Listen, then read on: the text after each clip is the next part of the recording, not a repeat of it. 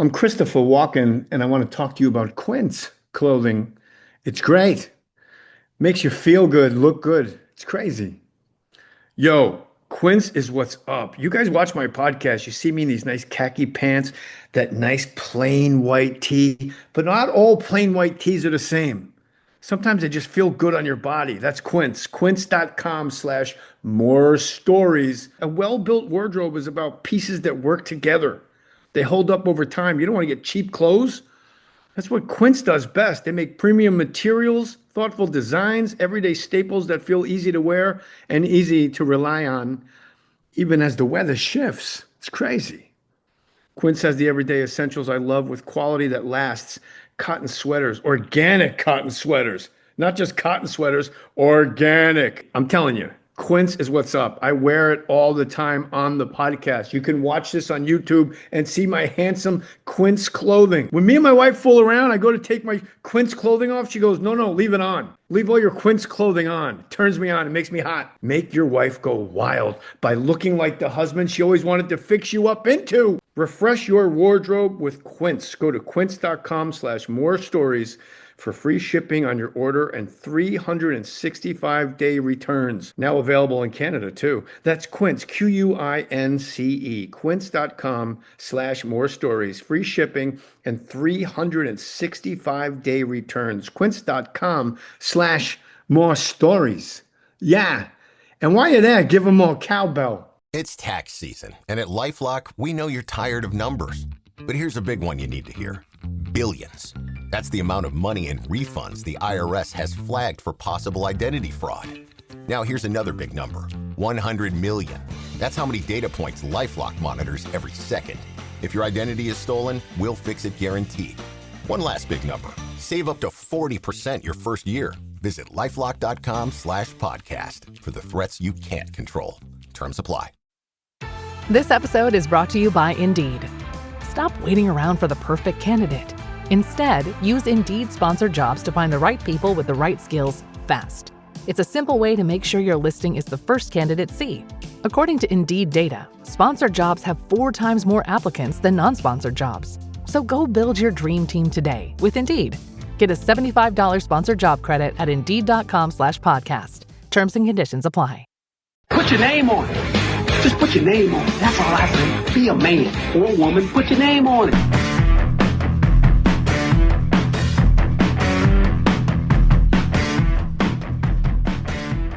Joseph Anthony Mantegna, the star of J. Sterling Morton High School East. Yeah, Morton East. My So- father-in-law went there even. Did your jersey say JSMHSE? JSMH, what? J. Sterling Morton High School East. Oh, yeah, that's it. Like that? Mine was just It was in V. Cicero, Illinois.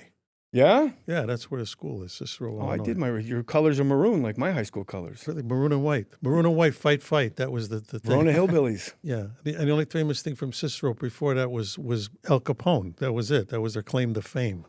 But he came over on a boat, didn't he? Yeah, he came over on a boat early on, from Naples, I think. But Cicero because Cicero's its own city. You know, it borders Chicago, but it's its own city, so it's like perfect if you're It's a like mob Steubenville, guy. like that? I guess, I don't The know. Dean Martin town, Steubenville. and Steubenville, right, yeah. Youngstown, Ray Mancini. Right. There's some crazy stuff. So we were talking about your now defunct Joe Prano. Welcome. Sorry. Thank you. Some other guys. Yeah. We were talking about Taste Chicago. Taste Chicago, my wife's restaurant. Yeah, we had it for 16 years. in Arlene's Burbank. still with you, huh?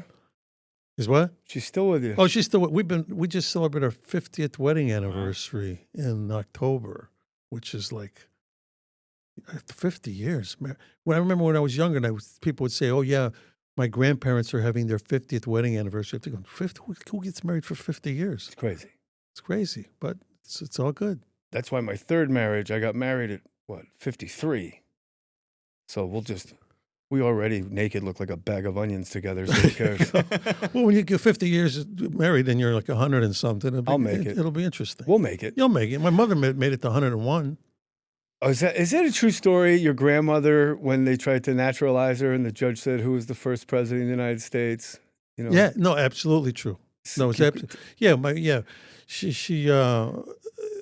she went in front of the judge, and they ask you questions for the citizenship kind of thing. And so one of the questions to my grandmother was, they want to make sure that you know American history a little bit. So the judge says, so what did Abraham Lincoln do for the slaves. the slaves, for the black people in America?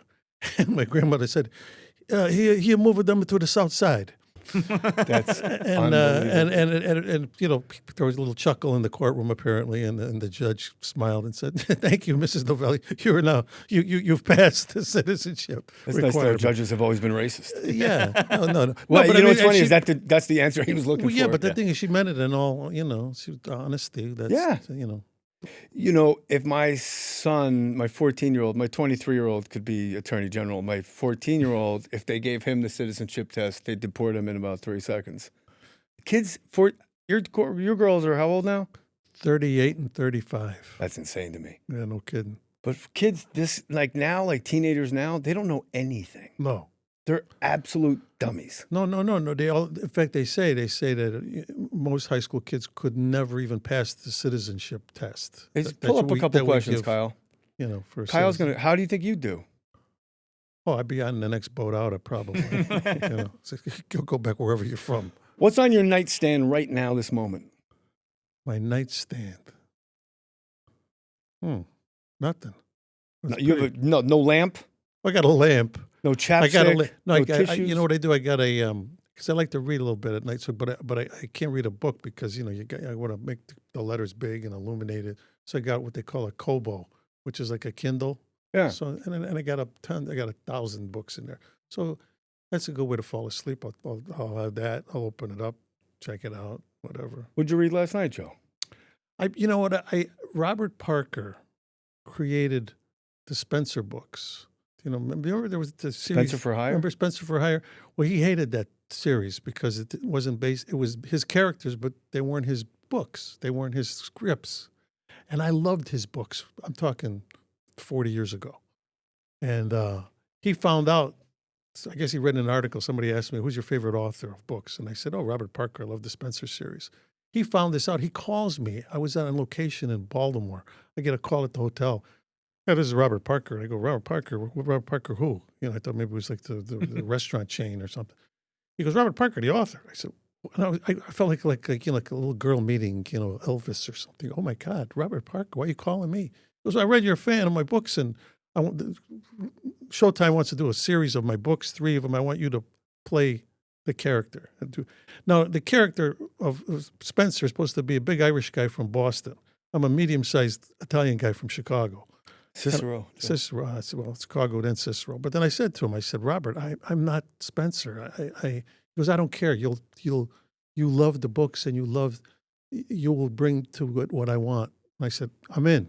So I wound up doing 3 of the movies. I co-produced them.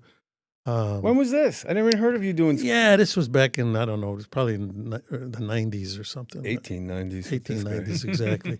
But it was great. I got Marcia Gay Harden. I was able to hire her to play the one character, Susan, who's a big character in the book.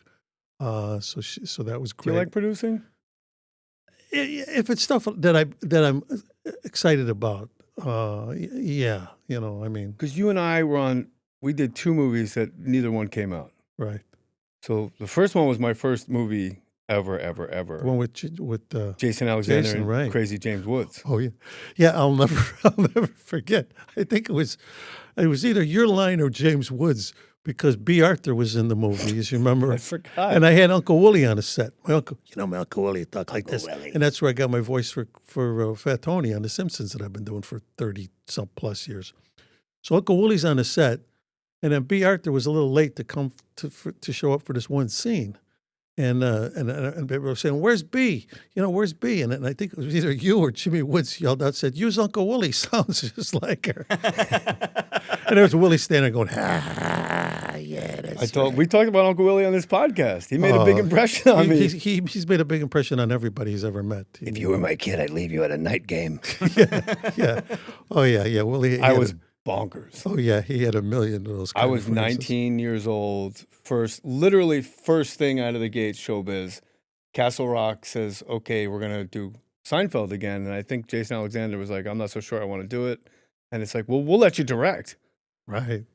So he put like the Seinfeld music. Do you remember, were you at the screening in Hollywood? It was a giant red curtain and he went on stage to introduce the movie in a red sweater. So all you saw was his head floating on the screen. I blocked it out. I don't know. Yeah, I was like, this is a bad sign. But you had a big impression on me. And I told it about it on this podcast. I was complaining. We were in this car being towed around like downtown and it was 100 degrees and it was 150 in the car.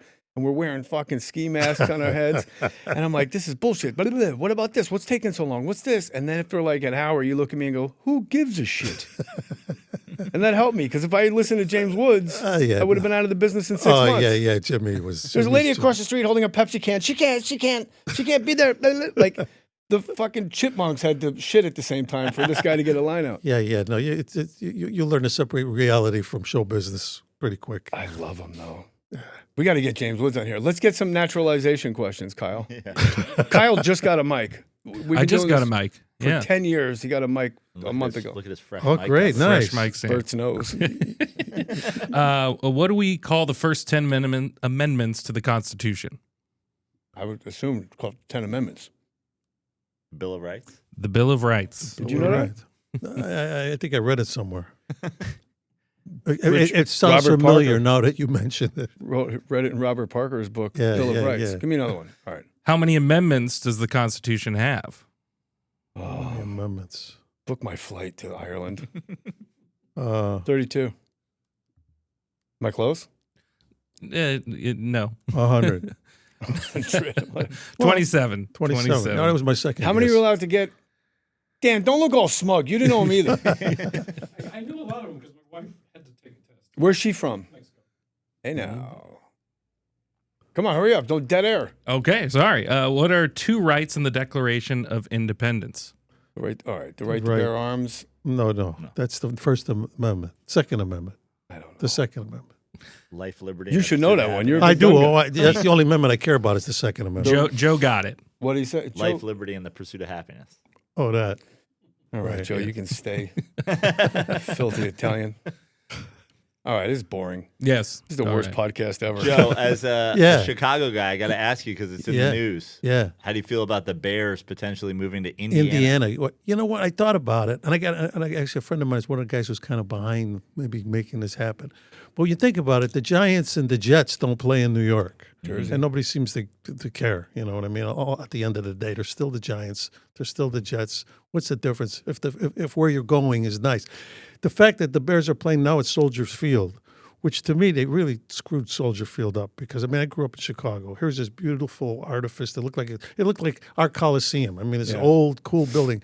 So what did they do? They renovated. They put, looks like a flying saucer landed on it. Oh, I didn't know that. Yeah, I mean, the architecture is so bad in the sense of mixing the new and the old, and they don't cover it. So you figure, oh yeah, let's renovate it. Let's put this spaceship on top of it, but let's leave it open at the top because everybody likes to go by the lake in January when it's 100 below zero to watch a football game. Now, why would you do that? So I mean, if they would have done that, if they'd have done Soldier Field right, then I would have said, yeah. Because you should have a dome where you can make open it, close it. Even the Canadians knew that in Toronto. Even the Canadians, they're stupid. Well, no, I love the Canadians, but I mean because they are smart enough to say we're in Canada. When we go south for the winter, we go above North Dakota, so they realize they got to cover shit. How far a drive would it be into Indiana? I think about 40 minutes. From which is not much different than It's going going to take you 40 to minutes Soldier to get Field. out of Chicago itself, though. And it's that's true, but it's on the lake. Apparently, it's really Portage. I think isn't the part of Indiana where would be. And from what I saw, they're building this whole complex of and it's not going to cost anything. No, they won't tax the people. The Bears. It seems like it's a win-win-win because what else? Indiana they want a football. So they want to have the venue. I get it, but it's still the Chicago Bears. Yeah. What's the difference? People don't realize the Jets and Giants, they don't just play in Jersey. They play well into New Jersey. Yeah. It's like 20 miles past the Lincoln Tunnel. And the 49ers are moving. They're in Santa Clara or whatever it is. Did they really count, though? So, I mean, it's got to Gold the point, pants. like, it's still they'll always be the Chicago Bears. They're looking good, the Chicago Bears. The Bears. I know, the Bears. Yeah, the Bears. Want a I know, quarterback I did with that nail very polish first on. one. That was... Who's your favorite Muppet? The Muppets. Who's your favorite? I never watched the Muppets. I don't think even my kids watch the Muppets. All right, good talk. How'd you meet your wife? We met. We actually were. She went to Morton West High School in Berwyn, Illinois. I went to Morton East in Cicero, Illinois. They would do district-wide musicals. So I'm talking back in the 60s, late 60s. I was in the junior college at that point, and she was in the high school at West. We would do these district-wide musicals, and we did a few musicals together, like at Brigadoon. I was in Brigadoon. I was the lead in that. She was in the chorus. We did another one. We did Little Me. I was the lead in that. She played a couple bit parts of that. So we knew each other. Now we're done. School, we both graduate our school. I graduate. A couple of years later, I get a call from her because she's thinking of wanting to go to acting school, and our old drama teacher told her, call Joe Mantegna. He went to the Goodman School of Drama. He may have some advice. So we meet at a place called The Brief Encounter in Chicago, a little coffee shop. So I meet with her. I tell her, basically I talk her out of it. I said, you don't want to go to acting school. I said, I've been 2 years at this Goodman, and all we do is we do Shakespeare and stuff like that. I said, you're a show business. You want to do, About a year or so later, we both try out, unbeknownst to each other, for the play Hair, which came to Chicago in 1969. Thousands and thousands of young people auditioned for it. All of a sudden, I'm going to the auditions. I see her. And the next callback, she's there too. Next callback, she's there too. Finally, the last callback, we're on the stage of the Schubert Theater. There's maybe 50 of us left out of the thousands who've auditioned. They say, now we're going to pick the cast of Hair. And they went, duh. They pick her, and I'm the last one to get picked. So now we're both in the show. Nice. Like, she gets a lead, and I'm in the chorus. Yeah. So the table got turned. Table got turned. Table And she got never turned. let you hear the end of it. No, probably. never. But it all worked out. I became the understudy for one of the lead roles, and then took it over and So wound she up was doing your it. girl early. 1969. That started it. How'd you get out of the Vietnam draft? Well, I had a high lottery number. They Yeah. did have that number thing, kind Yeah. of thing. So my you number just was got like lucky. 190 something, and back then I didn't even think twice about it. It was because when we were doing Hair, we would have a lot of active guys come to the play. And if you know the play Hair, it ends with the character Claude on stage dressed like a thing, and it was kind of somewhat anti-war, Yeah. anti-Vietnam play. After every performance, there would be guys come up on stage. We'd invite the audience on stage. There would be guys come up on stage and say, I'm supposed to leave tomorrow. I'm not going. And and members of the cast would let them crash at their apartments while these guys would basically desert, And it was like weird times. This is 1969. I don't think people realize. I mean, I wasn't alive yet, but can you imagine if there's a draft? Like at any minute, Joe, you might have to go fight in like Kosovo. No, it's insane. Like you don't know what it's about. Oh, yeah. And some of my close You'll friends figure it out when did you get go. there. And Yeah. I had friends die there, and I had guys that, like my dear friend Dennis Franz, who you remember from NYPD Blue and all. He was a Vietnam vet and a combat vet. And I mean, and he never really talked about it. And then when I kind of got him to talk about it, just like my Uncle Willie and all my uncles who fought in World War II, they didn't talk about it. But then when they did, you realized, oh, God, I literally and figuratively dodged the bullet because of what they went through, But anyway, to answer the question, my wife and I got met her on a together. play, We got huh? married in 1975. Because back then, Joe and Arlene were still going steady in the summer of '75. right, that's it. It's weird. I was watching that PBS documentary it's the Ken Burns Vietnam one. Yeah. And we just think like Viet Cong bad.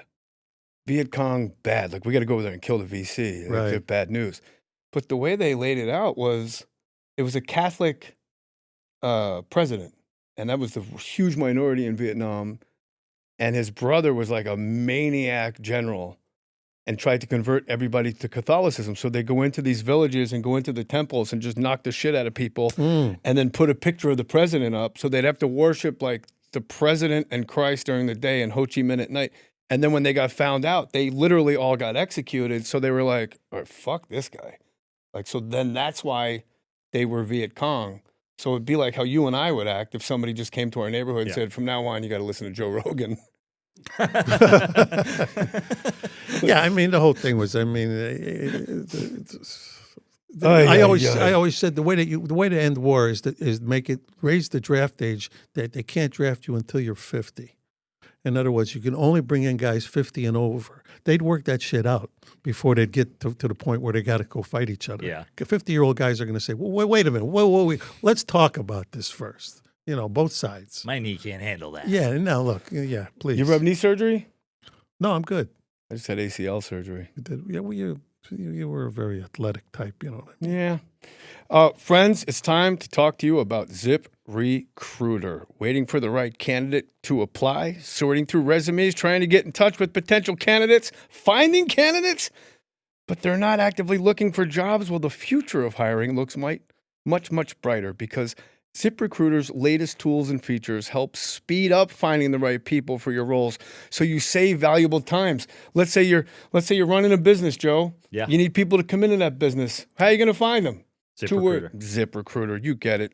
New advances at ZipRecruiter, Joe. You can easily find and connect with qualified candidates in minutes. That's how I got Joe and Kyle. You think guys like that just walk out of the Adam Carolla show and into my house? That explains the T-shirts. That's the T-shirts. ZipRecruiter. They get that stuff done. Over 320,000 new resumes are added to ZipRecruiter monthly. That's got to be over 1 million a year, which means you can reach more potential hires. No wonder ZipRecruiter is the #1 rated hiring site based on G2. 4 out of 5 employers who post on ZipRecruiter get a quality candidate within the first day. 4 out of 5. First day. Wow. One You're day. like, thank goodness I got this guy on my team. Listen up, friends. Go to ZipRecruiter.com/more, MOHR, right now. You can try it for free. Well, just do it. You get to try it for free. Don't break my chops. ZipRecruiter.com/more. ZipRecruiter, the smartest way to hire. More than the world. You see, you should have that theme song playing. You got a star on the Hollywood Walk of Fame? I do. What'd that cost you? It cost money. I didn't pay it. Who paid for it? Arlene? No. You Dennis know, Franz? usually they Robert get the, Parker? No, I think Somebody from the cast of Criminal Brigadoons? Minds popped. I think. Oh, yeah? CBS popped. That's usually what happens. Because after I What got does my, it cost? I got to stop interrupting you. I don't does know what it cost. No, I think then it was like 35,000, something like that. Wacky. It's up to more than that now. But what I did is with Peter Falk, who was one of my dearest friends. We did. From now on, show. We call it The Thing. Yeah. we toured with the play Glengarry Glen Ross back in the 80s for 6 months, and we became the dearest of friends. Anyway, but he never, they'd offered him a star back in day one, and he was like, nah, it just wasn't his thing. So now near the end of his life, literally his wife would only allow me to come visit him because he was getting, it was tough. And we'd go in and we'd sing to him and he'd just sit there and smile and it was great. So he passes away. And I said to his wife, Shara, I said, look, I'm going to get him a star on the Walk of Fame. He's got to have it. She goes, yeah, but he never wanted it. I said, I don't give a shit that he never wanted it. The public needs it. I said, that, they got Joe Blow from Kokomo on there. He should be there. So I went to the two, and actually my assistant Dan, who's been with me 25 years, he did all the legwork to make this happen. But we went to the two networks that do all the Columbos, the original network, and then the one that does the reruns. And basically we put it to him. Said, look, Peter Falk, star in the Walk of Fame, pony up. And of course they didn't blink. They said, absolutely. We want to be able to do some interviews on the day. Yeah, no problem. So we did that, and what I did is you're allowed to pick where you are if there's an empty spot. And I picked mine to be next to Errol Flynn because Errol Flynn, to me, was a god. I mean, I grew up watching Robin Hood and swashbuckling. and all of the Errol Flynn movies. So my star's next to Errol Flynn. So I look over there. There's me, there's Errol Flynn, and then Debbie Reynolds is over here, and then there was a blank one here. So I says, well, we'll grab that one. That's great. Yeah. So that was the spot. And you're allowed, you have two people speak on your behalf, and then, of course, the person getting the star speaks. So since Peter wasn't around, I spoke in his behalf, and then I got Paul Reiser and Ed Begley Jr. to do the secondary speeches because they both, Paul got to know Peter through me because he'd called me once. He had written this movie, and he wanted Peter to play his father in the movie, and he didn't know Peter. I says, I'll hook you up. And they wound up making the movie. So he was. What movie was that? I don't know. It was a movie. The Some Paul. shit. Right? No, it was a nice movie, but Paul's I mean, the but best. it didn't matter. He made the movie, Yeah. and so Paul, he just adored Peter. So, and Ed Begley Jr. was already good friends with Peter. And they did the in-laws together. Yeah. So I gave the speech in Peter's behalf and explained why. Well, that's why I put him next to me, because he's got to be somewhere. And what the hell, you know. Was Peter able to go and show up for it? He was dead. Oh, did I miss that part in the early in the story? Yeah, you missed that part. Yeah. He wouldn't was there have, in spirit. if he would have been You said that alive, like he Fat wouldn't have. Tony. He wouldn't have made it happen. I mean, he didn't was want to dead. do it. Yeah. They said, nah, Joey, no, I can't. I would. So who would you have? You're in show business adjacent. Sure. If you got a star on the Walk of Fame, who would you have to? Who would your two people to speak for you be? I would have you, Jay Mohr. Really? Yeah. You being dead serious? Yes. Or as my son would say, dead ass, no cap. Dead ass, no cap. Ugh. Wow. And let's see, who would my second one be? Maybe a comedian. I came like Lachlan Patterson. Yeah. You and Lachlan, a Canadian in New Jersey. Who would I have? That's a really good question. I mean, I gotta let Jeannie, but she wouldn't want to do it. Yeah, I had David Mamet, and I think this was a first. I had a 3-star Marine general from Washington, D.C. He flew in for it, and he, all in his full. I asked Colin Powell to do it, and he wrote me a beautiful letter that I have hanging in my office saying, Joe, I would do it, but I'm going to be in Iraq because it was the 10-year anniversary of the Iraqi war. Because I do a lot with the military. I've been very I involved was with gonna the say, how'd military. you get this general? Well, I've been hosting a National Memorial Day concert in Washington, D.C. for like over 10 years. I'm not a political person. I mean, I don't get into politics. Vote for who the hell you want to vote for. But at the end of the day, our military allows us to be a country where you have the ability to go in November and vote. Yeah. You know, some countries don't have that. You know, it's like We'll you better see how it vote works out this Yeah, we'll see November. how it works out. But in the meantime, I'm very much pro our military. So anyway, so I asked Colin Powell to do it. He couldn't do it.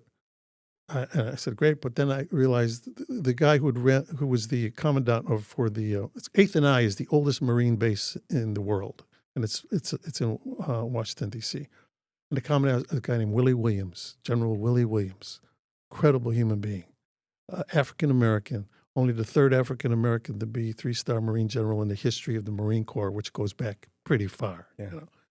So I called Willie. Said, Willie, what about it? Joe, I'm there. Flies in, wears his, full dress thing with the, and I remember people telling me how, I forget, some actor had been driving down the street that day, and he says that he had to turn his head because he saw, because they were doing the event, right on Hollywood Boulevard there, and he sees a guy wearing with the Dress Marine, blues. the dress blues and the stars, 3-star general giving the speech. Because I wanted somebody to speak on my behalf based on my career, which Mamet did because he was so influential on my career because I've known him for, over 50 years. And we started together and working with him really changed my career a lot. And then I wanted somebody to represent. My son's calling me from school, Joe. Oh, please grab it. Right. This is. Hello?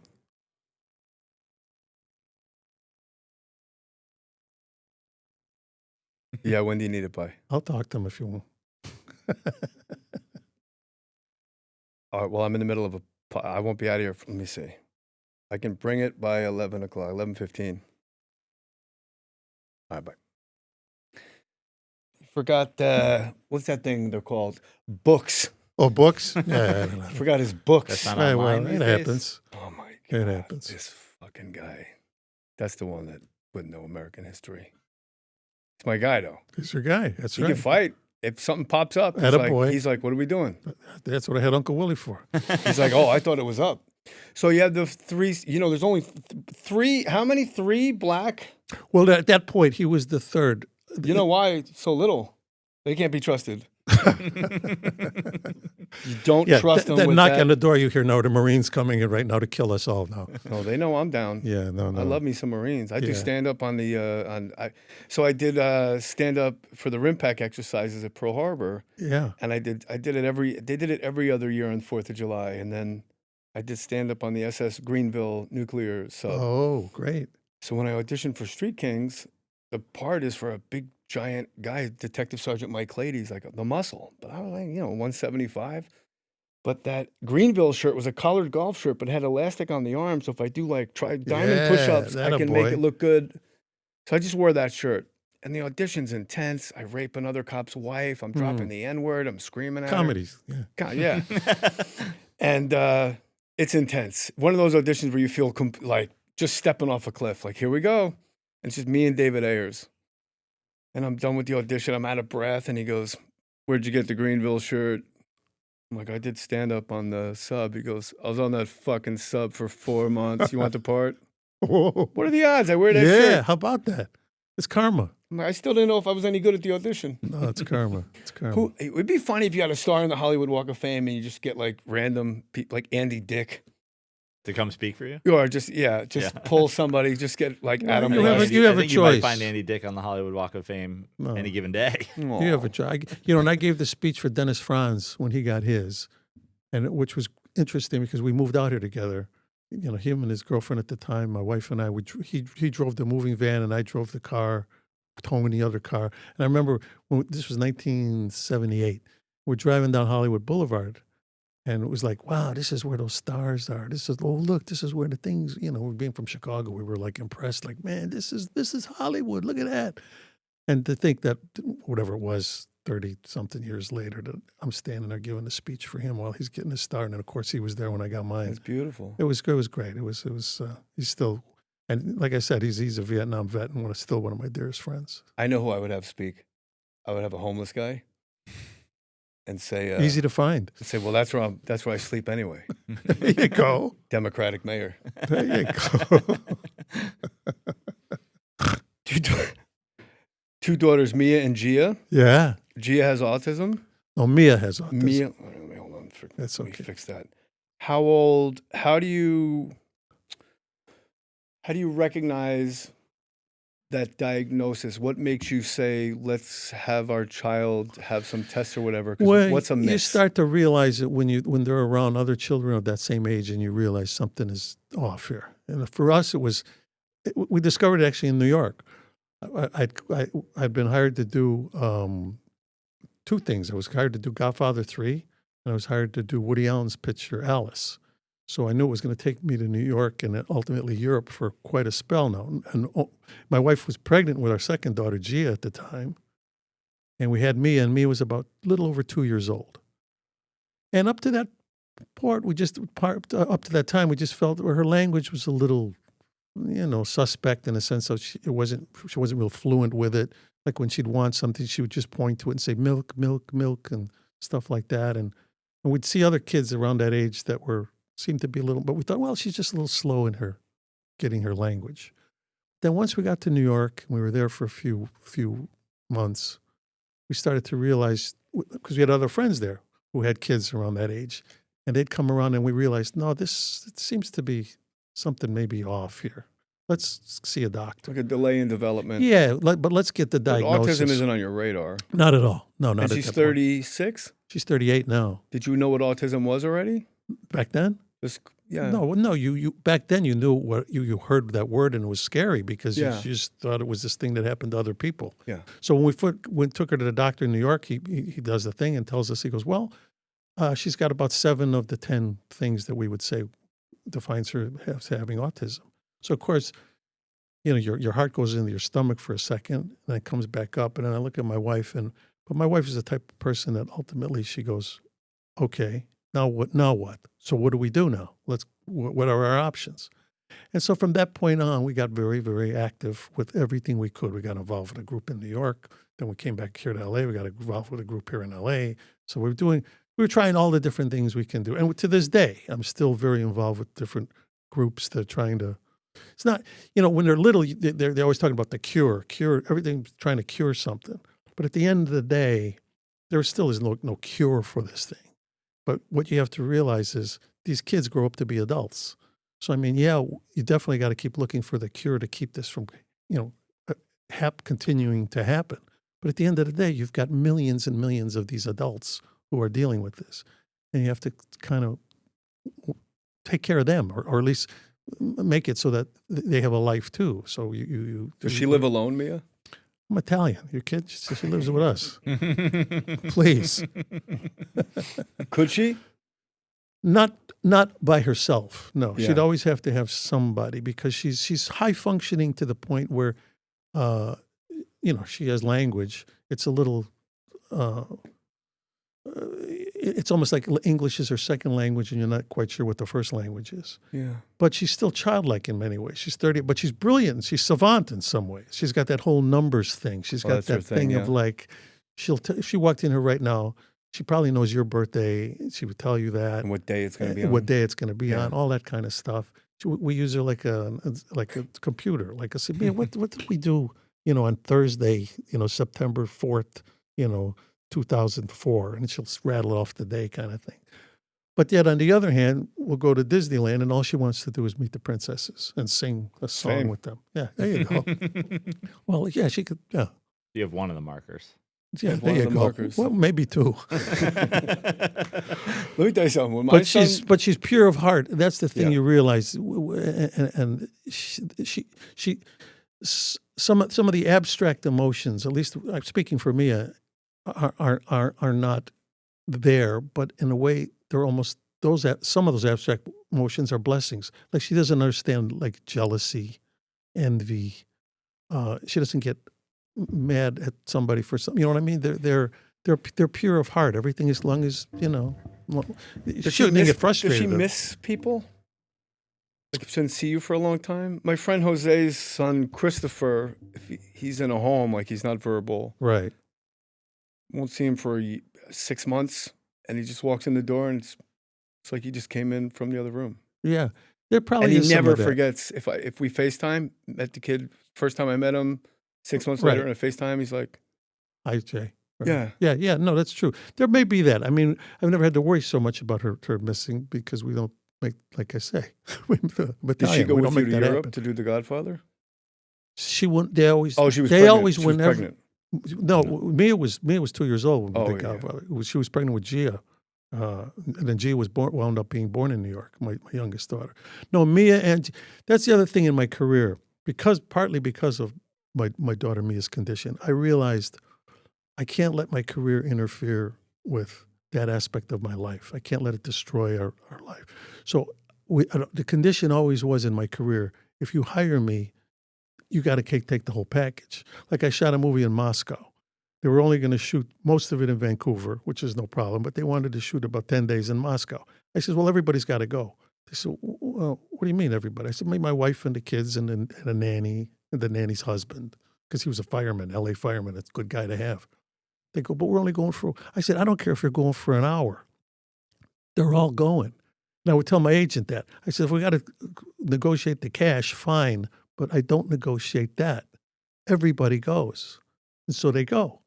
And it turned out to be a great benefit because, I mean, I have a video of, we're in Moscow and we're in Red Square and the two kid girls are in a stroller because at that time Mia was maybe 4 and Gia was 2. And I look at Mia, I go, Mia, where are we? And we already prompted her. She goes, Russia, and from the stroller. I go, great, okay, that's it. That's the only line we need for the video. This is perfect. Cut print, moving on. Right. So we've been to Australia, we've been to Russia, we've been to all over Europe. Wherever I've had it to work, they went. Sometimes they'd have to wait a week or so to get there, if they're depending on things. But I'm just so glad that's. And the other thing is, you learn a lot. You go to other countries, you find out they dealt with autism even differently. I found out how in Canada, for the most part, they didn't have those, like when I grew up, you always had those special classes at the high school. Yeah. Those where those kids are, the handicapped kids, the kids with problems. They were in that part. They kind of kept to themselves. I found out for the most part in Canada, they were into inclusion way before we were. Like they were like, no, if your kid has a problem, we deal with the problem within the environment of the class. Like your kid needs a wheelchair, we give them a wheelchair. They need an assistant because they have autism, you have that person. You have whatever it takes, but we're not going to give them a separate, put all these kids with different problems. Talk about creating a stigma. Yeah, it's like you guys are over there. And they would lump them all together. There'd be kids with autism, I guess, and then like the kid with the back brace, the kid in the wheelchair. No, exactly. It's like, these guys right. are all different. And we've come a long way since that. I mean, inclusion is a big deal here, but it came a little later. And other places, I think, were ahead of us on that. But You ever watch the show Love on the Spectrum? Yeah, I've seen it. Yeah, sure. Wonderful. Yeah, we know. In fact, we know one of the girls on it, and so. And then I did a series. Which girl? Because I'm like starstruck by these people. I can't think of the characters' names. I What's just her know name? which the girl, who the girl is. I can't. My friends are like, what? I'm like, you don't understand. It's you. We cry. Me and my wife watch it. We cry at the end of the episode, like at the end of Rocky. Oh yeah, like the victory when that guy Connor finally gets love. Oh, by the way, Kyle, I DM'd Kyle's mom. Connor's mom on Instagram, like they're going to be here March 10th, maybe get Connor and his mom on the pod. And I'm waiting to see, I said, can I give my booker, Kyle, your phone number? And she's like, is it okay if we have 4 Lakers tickets? I'm like, Jesus Christ, it never ends. It never ends. It never ends, Joe. It brings the whole family. Bring the whole family. Sure. But you remember when Danny handed me the book and said that you guys are making it into a show? Oh yeah, what was the first question I asked him? No, my assistant. What'd you say? You shooting in L.A.? Oh yeah. Because I'm not leaving the family. And this is a great book. It's called Long Branch. Dan's been with me over 25 years. I'm about to plug it. Is it good? No, it really is good. If this book stinks, I'm going to circle back to Toluca Lake and hold your head underwater. I'm going to help produce it, so I wouldn't put my name on it. Joe Mantegna is going to produce this, but they're not shooting in L.A., so the odds. Well, you know what? Because the nature of the book, you could kind of play the lead part. Right there. Do you know what I mean? That's me. It's like a guy who used to be an actor who was like a Western, and then his series. Where's he going to shoot, for fuck's sake? I asked 6 Well, friends. we got I don't know. But it's got to be somewhat Moscow. No, it's supposed to be somewhat rural. So we're not that rural here. Riverside. Exactly. Moore Park. Yeah, I don't know. Oh, I shot an independent movie 2 summers ago, and the SAG rule is you have to be within 75 miles of L.A. Right. 74 and a half miles. Perfect. I was 1,000 feet from per diem.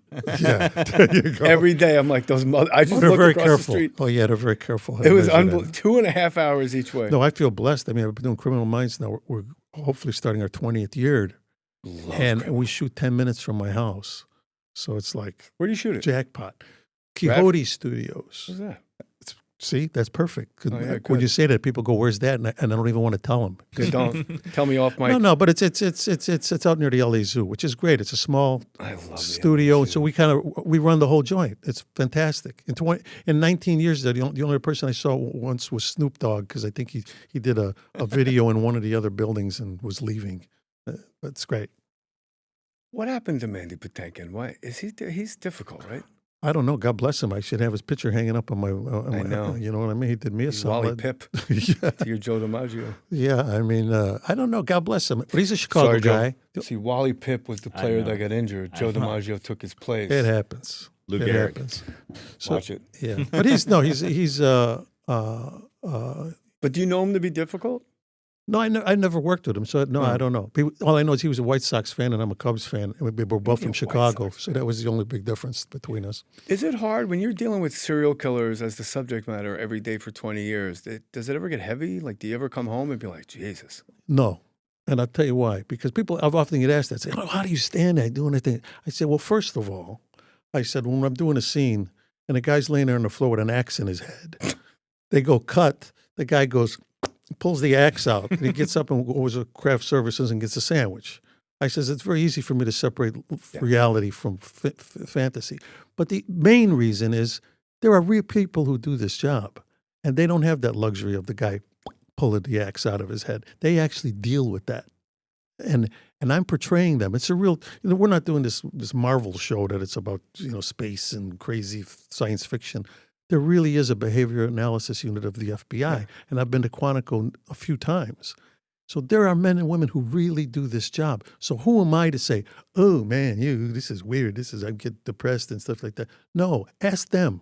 Ask them. But do you met with them and kind of absolutely? We've had the same guy who's been our technical advisor for the whole 20 years on the show, who's retired now. At that point, is he even really an agent? Fucking Hollywood guy at that point. Well, no, but he was an agent. His brother was an agent. But when you meet what's the men, the number one thing you saw? What's something you learned that you didn't know going in that you were able to apply on the show that you wouldn't have thought was? Well, that's a good question. But I'll say this. I learned something from Don Belisario, the great Don Belisario, who created Magnum PI, NCIS. He created all these shows. Well, the first series I did, it didn't last long, was with James Garner. It was called First Monday. Maverick. No, it's called. I didn't go back that far. I was watching it as a kid, but it was called First Monday about Supreme Court. It only lasted 12 episodes, but I decided at that point, and part of the reason was because my girls were getting older, and I realized I was traveling a lot. I was taking them with me, but they were getting older and harder to take them out of school. And I said, you know what? I'm changing my career. If I never do another movie where I have to go be away for months, the hell with it. Let me get a TV series that shoots close to home. That'd be the jackpot. So I tried with the show First Monday with Don Belisario. But Don gave me a piece of advice at the time. He said, okay, it's about the Supreme Court. You're going to be the lead guy because James Garner wants to be the secondary guy. He doesn't want to work so much. You're going to be the lead character. I thought, great, okay, fine, terrific. He goes, but pick a guy that you can relate to in terms of your character. Some have a lot of you, because he says the show might run. If it runs a long time, you don't want to all of a sudden, you don't want to say to yourself, I think I'll play him as like a German with a limp who has a twitch, because then you think that's fun for a movie. But in your 15th year and you're going, oh, trying to talk German and act like you're not, it's weird. He says, pick a lot of who you are. So I did. I made him an Italian American. I made the judge David Rossi. Italian. Well, for Criminal Minds, that's what I did with Criminal Minds. Because it didn't work for the Supreme Court movie, but I did use my Uncle Willie's last name and all that for that. And, and there was an episode we had Uncle Willie in it, because we shot the episode, and it was supposed to be Cicero, Illinois, and he's playing bocce ball with his friends, and so it was great. When did Uncle Willie die?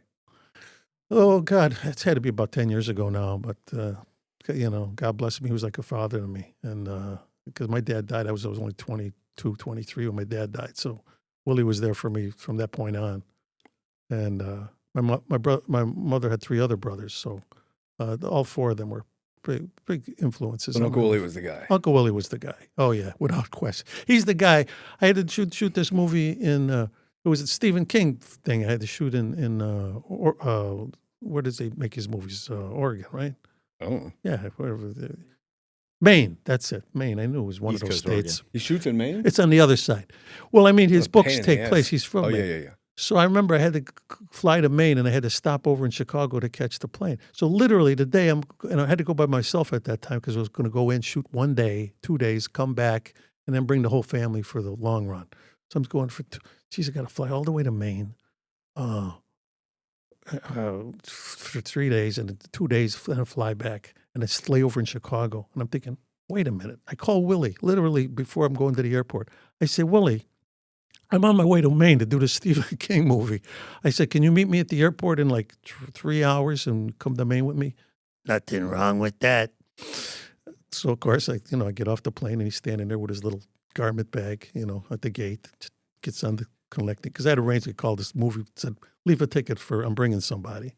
And so, of course, I would take Willie with me. Joe Mantegna's got some heat. Got to bring my family. Got to bring my Uncle Willie. Oh yeah, they loved it. And you don't like being alone, apparently. No. Yeah, well, Willie's. Willie was Willie. I mean, he was just. There was no. I mean, there's a million stories. Half of them I can't really even tell because I told people are still alive. I told him on this podcast. I told somebody had a VHS tape of all like people getting hurt doing stunts and wacky pranks, and then it just cuts to, it was like a 40-minute video cut up. And then in the middle of it, there's like 11 seconds of a guy fucking a chicken.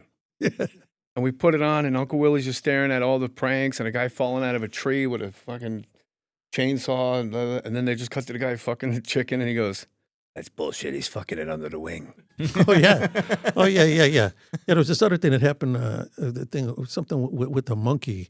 The monkey was like whacking off or something like this. Somebody was talking about how they were at the zoo, and they said, yeah, we saw this monkey was whacking off. And Willie goes, oh, no, don't go near them. I know their trick. They'll do that, and they'll throw it at you. That's what they do. It's like, okay. He was a Teamster? Among other things, yeah. I mean, he was a Teamster for a while. He started as a bricklayer, as all my uncles were. I mean, they were all bricklayers. And then he became a Teamster.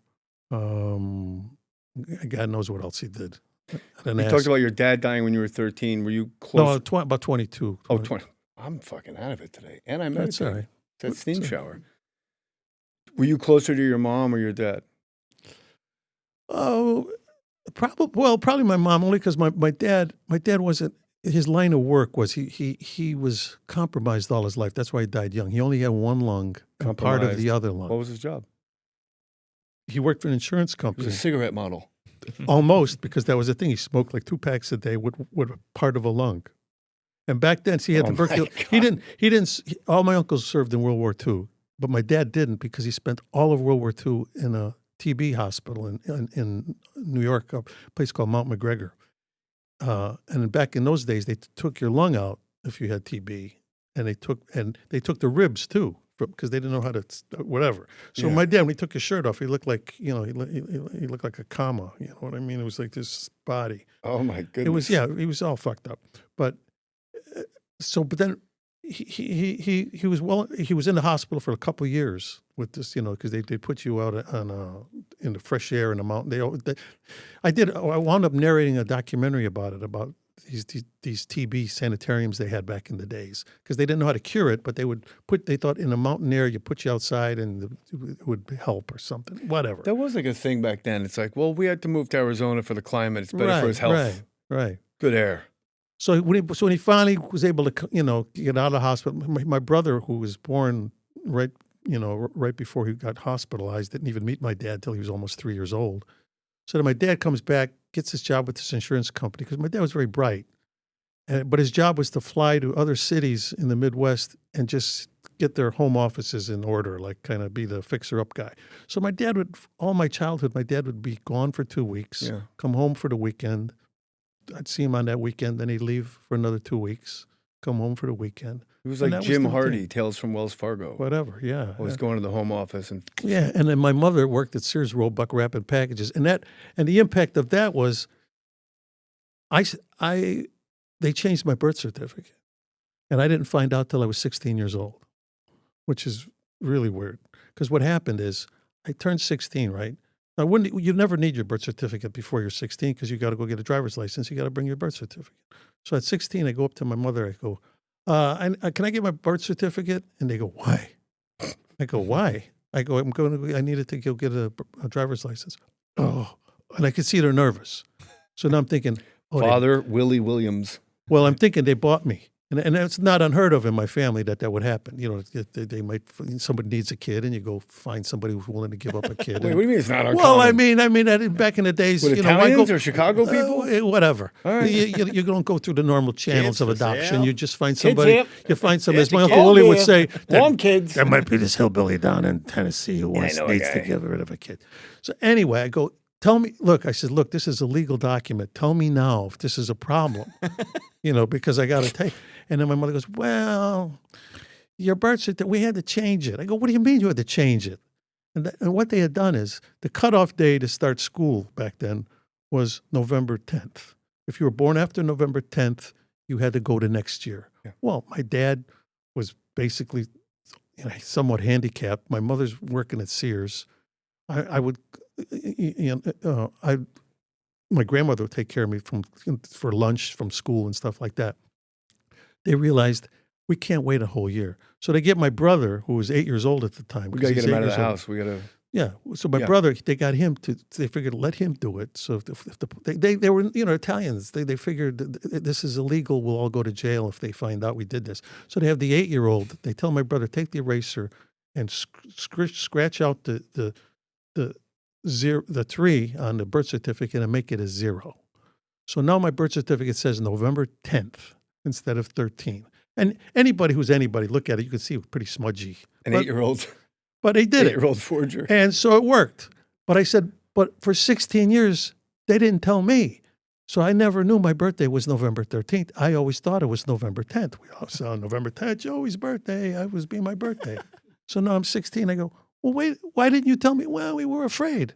Well, afraid of what? You afraid the principal of the school was going to find out and they're going to make me at like in junior and high school and say, get back to sophomore year. You don't belong here, So for 16 years, I celebrated my birthday on Do the you wrong still day. celebrate November 10th in your head a little bit? No, but ironically, November 10th is the Marine's birthday. Ah, nice. So that helped solidify me with the Corps a little bit. Like, for 16 years, I was right. Wow, I was right there with you, Hoorah. And you had to But- wait 3 more days for a license. No, well, You went with the 10th. And I told this story actually because Kimmel and I shared a birthday. He's November 13th, and I've told him, but I think he knew all along. He's always known. Yeah, he Him and Whoopi, she's November 13th. They always knew, not me. I had to go 16 years without it. It's got to be weird. Your parents kept a secret from you. Not if you're in an what Italian else? family. No, Really? not that mysterious. There's a lot of secrets. Uncle Paulie, he's a legitimate. I'm sure there's still businessman. secrets I don't know about. Tell me about hosting Saturday Night Live. You were on with the maybe greatest musical guest of all time. Ice. Oh, yeah, wow. Ice Baby. Yeah, it was great. What was great is, well, first of all, they give you, have you hosted it? You've hosted it, No, right? I was on it for 3 years though. Oh, I know you were, but Yeah, you no, I never hosted hosted it. okay, anyway. They don't care Well, as about you me. know, then you go in and for the monologue, that first day when you're all together with the writers and everybody, they say, "You got anything you want to suggest?"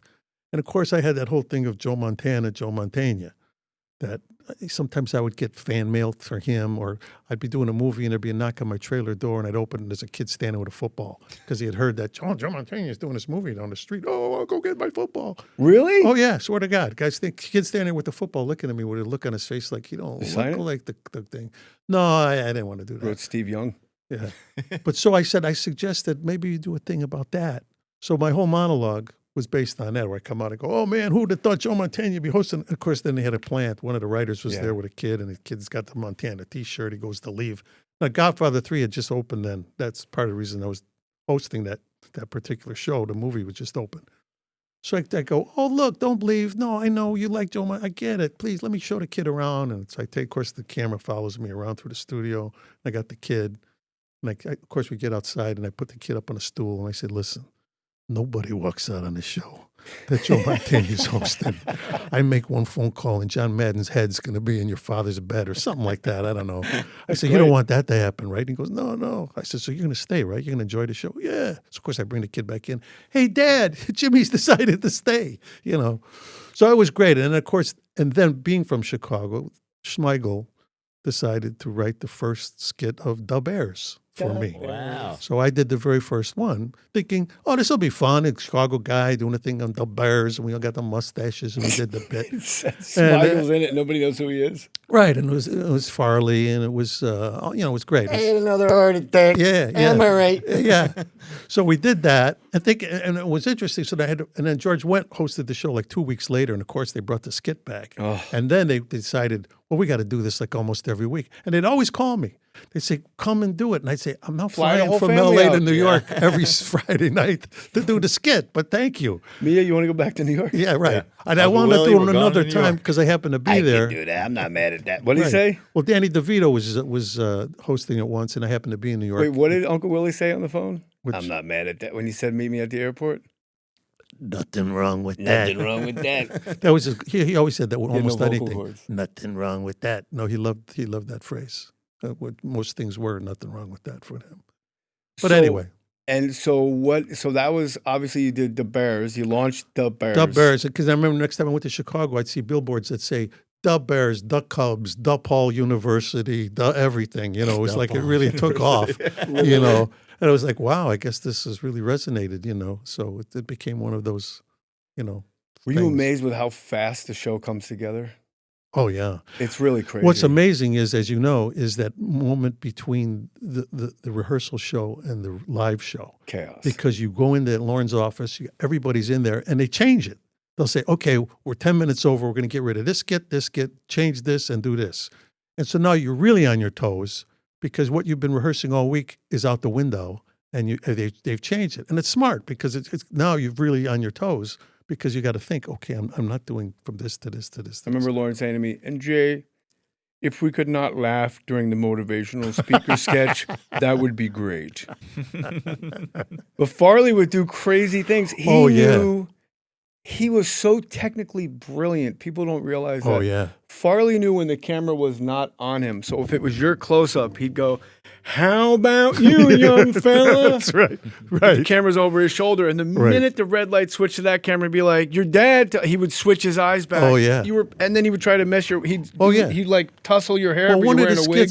One of the skits we didn't use, like in other words, they cut it out during that little meeting, was it was like we're supposed to be in the South or something. We're sitting on the porch, and we're all like, he's got a corn cob. We all got corn cob pipes there.